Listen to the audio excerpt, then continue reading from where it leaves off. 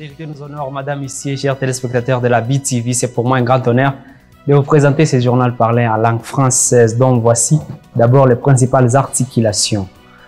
Les pêcheurs du lac Tanganyika indiquent que cette pénurie du carburant affecte leurs activités. Leur inquiétude, c'est tout de suite dans un reportage de ce journal.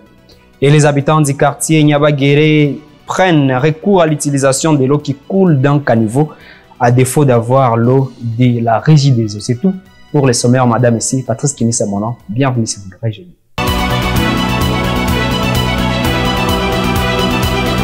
Nous sommes lundi 18 décembre de l'année 2023, Madame ici, et bienvenue.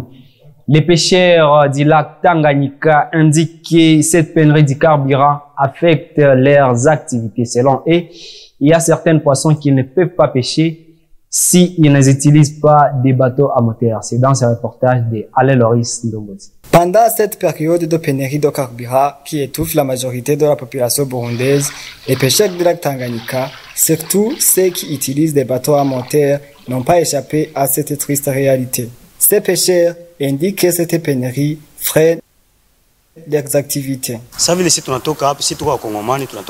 Nous sommes venus du Congo et nous avons trouvé le carburant cher. Une bouteille de Kinju coûte 20 000 francs. Cette pénurie freine nos activités.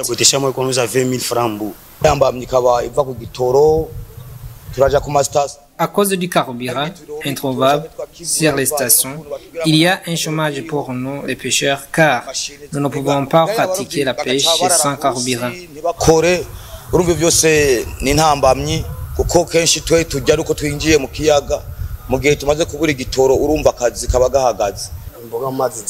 Le poisson est souvent trouvable dans les zones les plus profondes et nous ne pouvons pas les franchir à cause du manque du carburant. La pénurie et du carburant influence la carence du poisson. Le poisson qu'on achetait à 1000 francs peut coûter aujourd'hui jusqu'à 5000 francs. Il supplie l'État de leur venir en aide.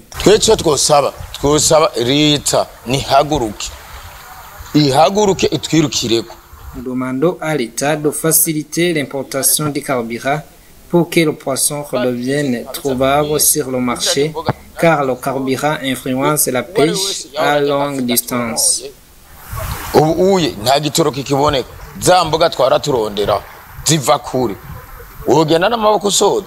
Leur problème ne se limite pas à cette pénurie, car même à sa disponibilité sur les stations, ils n'ont pas accès au carburant, car les stations ne distribuent plus le carburant dans les bidons et, malheureusement, ils ne peuvent pas amener leurs bateaux jusqu'aux stations. Et les habitants du quartier Nyabagere éprouvent des difficultés pour s'approvisionner en eau potable. Ces derniers ont pour recours l'eau qui provient des caniveaux. Et selon les experts, ils craignent que cette pénurie ou ces difficultés d'accès à l'eau potable ne facilitent pas la multiplication des maladies hydriques. C'est le reportage encore une fois de Alain Loris Ndomboti. Ils puisent de l'eau qui coule dans un caniveau se trouvant sur la route nationale numéro 1 dans le quartier Nyabagere de la commune Nahangwa à mairie de Bujumbura.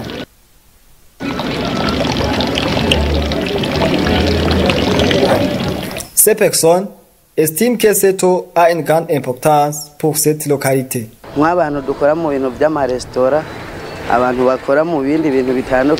Les personnes qui ont des restaurants, ceux qui vaquent à d'autres activités, aussi les personnes qui n'ont pas la capacité d'avoir des robinets dans leur maison, prennent recours à cette eau car dans notre localité, l'eau coûte cher.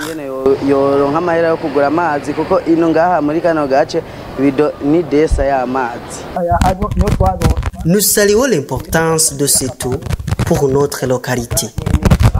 Cependant, un expert du domaine de la santé indique que cette eau présente des conséquences néfastes pour les consommateurs. Ces gens savent eux-mêmes les conséquences néfastes que peut causer cette eau car nous avons déjà remarqué quelques symptômes comme la diarrhée, la toux et autres.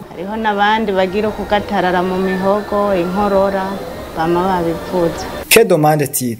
cyane cyane abajejwe igisata ca Regidezo boza barabikurikirana vraiment bakamenya ko amazi ari. Nous demandons à la Régie des eaux de nous donner de l'eau pure et de faire un suivi quotidien de la population. Bamenye ko abanyagihugu bahagirira ingorane zitandukanye bakagikurikirana. La plupart des quartiers de la mairie de Bujumbura font face à un problème répétitif de manque d'eau, malgré que la Régie des eaux ne cesse de les rassurer qu'elle va régler ce problème au plus vite. Restons dans les secteurs de la santé et du bien-être. Les eaux usées provenant des appartements de l'INSS dégagent une odeur écœurante à l'avenue Mumigwa de la zone Kinindo en mairie de Bujumbura.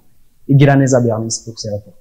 Ici, c'est dans la zone Kinindo, avenue Mumigwa, là où une odeur nauséabonde des eaux usées provenant des appartements de l'INSS vous accueille. Les habitants voisins de ces immeubles disent qu'ils sont surpassés et qu'ils l'ont déjà signalé à l'INSS, mais en vain. C'est vraiment évident que c'est l'eau provenant des toilettes, car cette odeur est tellement répugnante. Je ne pense pas que c'est de l'eau de la vaisselle ou autre chose. Nous vivons ce calvaire depuis un moment. Nous travaillons ici et nous y passons toute la journée.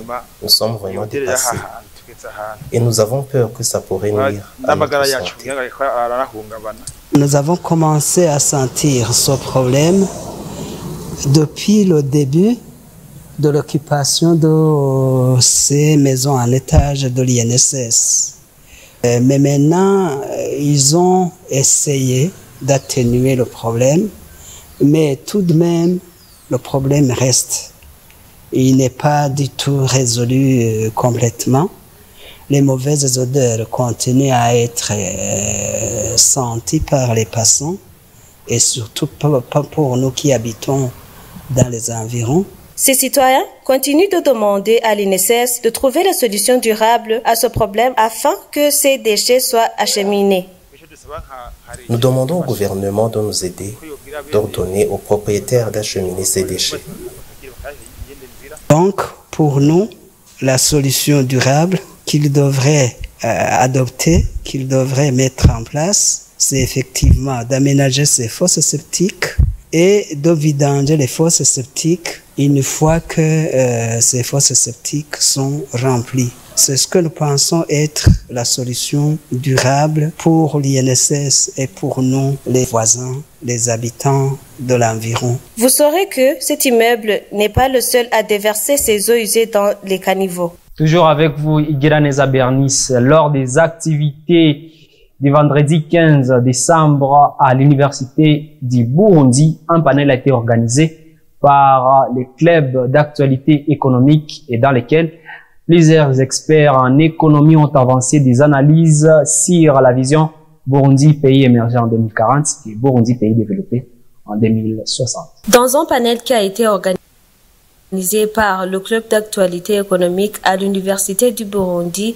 qui avait comme thème Vision Burundi, pays émergent 2040, pays développé 2060 et réforme de gestion des finances publiques. Ce vendredi 15 décembre 2023, Faustin Ndikumana, l'un des panélistes qui était sur place, affirme que le Burundi ne peut pas atteindre cette vision sans le financement extérieur. Éligible au guichet des dons, développement, il faut même la capacité d'absorption de ces dons. Vous savez que ça est encore en déficit. Il faut alors franchir toutes ces étapes, mobilisation même de l'aide, mais avoir même la capacité d'absorber cette aide qui nous est disponible. Donc il y a encore des étapes à faire pour que cette situation d'émergence soit vraiment une réalité. Quand on est à un niveau de réserve de change d'un mois, ça veut dire qu'il y a des problèmes au niveau de la mobilisation des financements extérieurs, que ce soit au niveau de l'exportation ou d'autres actes. Quant à Maïcha Simbigura, directeur de la planification nationale au ministère de Finances, du Budget et de Planification économique, panéliste aussi, dit qu'ils sont en train de tout faire pour arriver à cette vision. La question d'émergence qu'on est en train de parler maintenant, nous ne sommes pas dans l'émergence maintenant, mais on veut arriver à l'émergence. Comme elle a dit, nous avons 17 ans d'intervalle. Pour le moment, les différents secteurs, les différents ministères travaillent à ce qu'ils puissent atteindre les différents objectifs qui sont au niveau de la vision. Pour dire que maintenant, nous ne sommes pas dans l'émergence, mais on est en train de travailler ça va à tête chaud pour qu'on puisse arriver à l'émergence d'ici 2040. Signalons que Vision Burundi Pays émergent 2040, Pays développé 2060 a été proposé par le président du Burundi, Evariste Ndayishimiye, lors de son discours dans le Forum national sur le développement, édition 2023, le 12 juin 2023. De PSG Show, le sponsor de ce soir est la compagnie de OneXBet. Rejoignez la meilleure promo de cette saison et gagnez des prix exclusifs.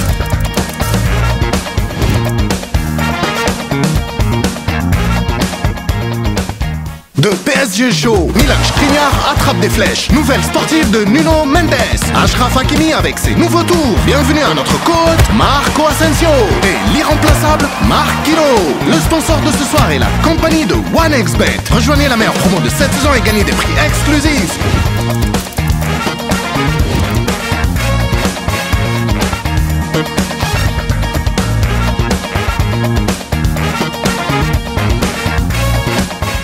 Faire de la Russie une puissance souveraine, voilà les mots qu'il faut retenir du discours de sa campagne, sa première fois, la campagne électorale du président russe Vladimir Poutine pour la campagne électorale du scrutin de l'année prochaine. Et en Chili, la population a encore une fois de plus rejeté une nouvelle loi constitutionnelle pour la deuxième fois, quasiment 3 minutes pour l'actualité internationale avec Roselyne Mounezia. Commençons notre actualité internationale en Russie, où le président Vladimir Poutine a promis dimanche de faire de la Russie une puissance souveraine lors d'une allocution devant le parti au pouvoir, son premier discours de campagne en vue de la présidentielle de mars 2024.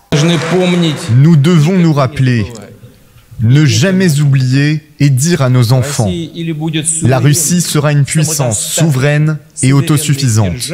Sinon, elle n'existera plus du tout. C'est très important.